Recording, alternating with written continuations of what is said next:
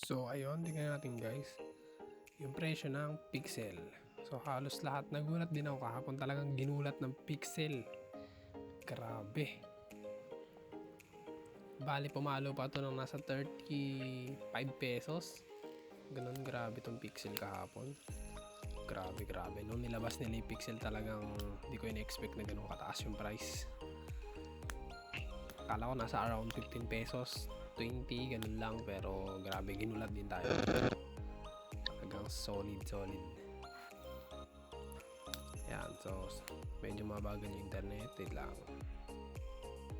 Check na natin siya ngayon. Wait lang, nagloloko yung net ko. Tingnan natin dito sa spot. At wait lang natin.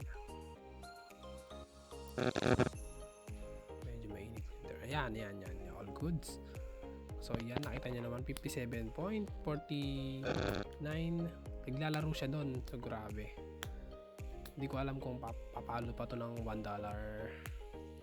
Hindi ko alam. So pero siya.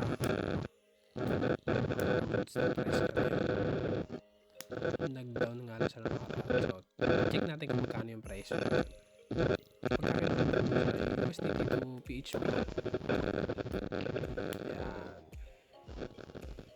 So, ano lang natin convert lang, 0.5755. Grabe, pumalo ng 32 pesos isang Pixel token.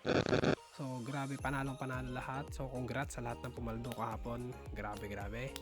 So, yun lang. Tamang grind lang. Yun, at keep safe at ingat.